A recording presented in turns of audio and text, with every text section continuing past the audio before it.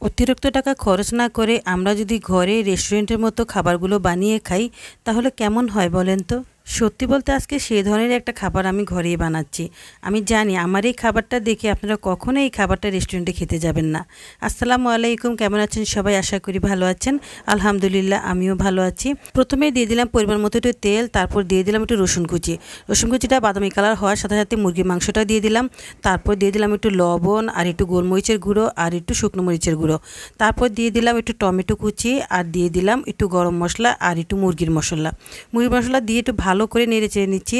আমার এই মশলাগুলো ছাড়াও যদি অন্য কোনো মশলা আপনার বাসায় থেকে থাকে তো অবশ্যই দিতে পারেন। আমার যতটুকু ছিল আমি অতটুকুই দিয়েছি। আর তারপর দিয়ে দিলাম গাজর কুচি। গাজর কুচিগুলো দিয়ে তারপর একটু দিয়ে দিলাম কাঁচামরিচ।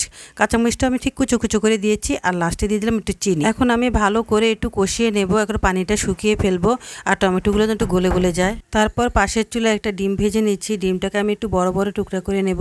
আর এদিকে আমি যে মশলাটা কষাচ্ছি কিছু সবজি দিয়ে, আর এখন সেখানে দিয়ে দিলাম ক্যাপসিকাম, সবুজ ক্যাপসিকাম দিয়ে একটু ভালো করে নেড়েচেড়ে দিচ্ছি। তার উপর দিয়ে দিলাম বাঁধাকপি।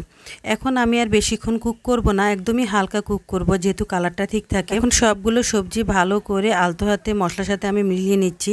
বেশিক্ষণ কুক করব না, এখন কিছুক্ষণের মধ্যেই সেগুলো তুলে ফেলবো।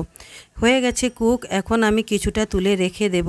আর দেখেন কত সুন্দর হয়েছে, কালারটাও কত সুন্দর হয়েছে। এর থেকেও বেশি আর সিদ্ধ করা যাবে না। আর মুরগির মাংসটা বড় বড় করে দেওয়াতে একটু দেখা যাচ্ছে। তো এইভাবে আসলে রেস্টুরেন্টে করে আমরা আসলে এত সস্তা একটা খাবার অথচ কত দাম দিয়ে কিনে খাই। এই অল্প টাকার সবজি আর এই সামান্য একটু মুরগির মাংস দিয়ে আমরা চাইলে আমাদের বাচ্চাদেরকে ঘরে এভাবে চাইনিজ ভেজিটেবল পোলাও বানিয়ে খাওয়াতে পারি। ঘরে যখন কোনো কিছুই থাকবে না, অল্প অল্প জিনিসপত্র থাকবে, সেগুলো দিয়ে বুদ্ধি করে আসলে এই পোলাওটা বানানো যায়। আর বাচ্চারাও কিন্তু ভীষণ খুশি হবে, সেটা আমি গ্যারান্টি দিয়ে বলতে পারবো। আমি এখন কিছু সবজি নিচে রেখে দিয়েছি, তার উপরে একটু ভাত দিয়ে দিলাম। আমি আগে থেকে পোলাও চালটা একটু কুক করে রেখেছি। আর তার উপরে দিয়ে দিলাম আবার সবজি একটু দিয়ে তার উপর দিয়ে দিলাম একটু ডিম। তো ডিমগুলো ছড়িয়ে ছিটিয়ে দিয়েছি। ডিমগুলো একটু বড় বড় করে টুকরা করেছি, যেহেতু চোখে দেখা যায় তাহলে সুন্দর লাগবে। আর তারপর দিয়ে দিলাম আবার ভাতটুকু দিয়ে সুন্দর করে আবার একটু মিক্স করে দিয়েছি। মিক্স করে দিয়ে তার উপরে আবার বাকি সবজিটা আমি দিয়ে দিয়েছি। এভাবে লেয়ার লেয়ার করে দিলে পুরো সবজির যে মশলাটা সেটা পুরো ভাতের সাথে সুন্দরভাবে সেট হয়ে যাবে আর খেতেও ভীষণ ভালো লাগবে। এখন আমি এগুলোকে একটু ছড়িয়ে চারপাশে দিয়ে তারপর বাকি যে অল্প কয়টা ভাত ছিল ওগুলোই আমি উপর দিয়ে এখন দিয়ে দিলাম। উপর দিয়ে তারপর দিয়ে দেব একটু ধনিয়া পাতা দিলে সুন্দর একটা ফ্লেভার আসে। আর যারা ধনিয়া পাতার ফ্লেভার পছন্দ করেন না তাদের না দিলেও চলবে। আর এখন দিয়ে দিব কয়েকটা ডিমের টুকরাগুলো দিয়ে সুন্দর করে সাজিয়ে আমি চেপে চেপে দিয়েছি। আর তারপর দিয়ে দিব ঢাকনা দিয়ে অনেক কিছুক্ষণ আমি দমে রেখে দেব। যেহেতু ভাতটা আমি হালকা কুক করেছি তাই আরও কিছুক্ষণ দমে রাখলে ভাতটা পুরো সম্পূর্ণ কুক হয়ে যাবে। তো এখন কিছুক্ষণ দমে রাখার পর দেখেন কতটা সুন্দর হয়েছে আর কি সুন্দরভাবে এটা ঝরঝরা হয়ে আসছে। এখন শীতকাল আরও অনেক রকমের সবজি আসে, চাইলে আপনি ওরকম সবজিগুলোও দিতে পারেন, খুব মজা হয় খেতে।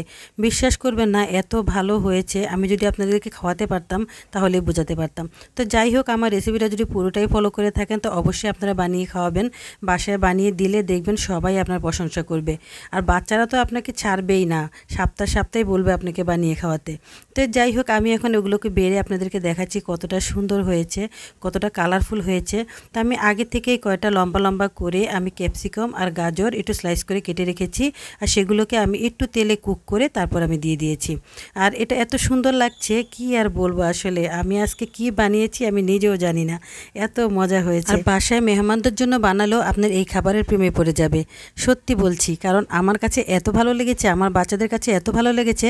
আর জানেনই তো বাচ্চাদের কাছে যেটা ভালো লাগে সেটা সবসময়ই ভালো হয়। আর যাই হোক, বাচ্চারা কিন্তু খাবারের টেস্টটা ভালোই বুঝে। আলহামদুলিল্লাহ আজকে একটা ভালো খাবার খেয়েছি, চাইনিজ ভেজিটেবল পোলাও। আর ইনশাল্লাহ আপনারাও এই চাইনিজ ভেজিটেবল পোলাওটা বানিয়ে খাবেন আর খেয়ে অবশ্যই আমার কথা মনে রাখবেন।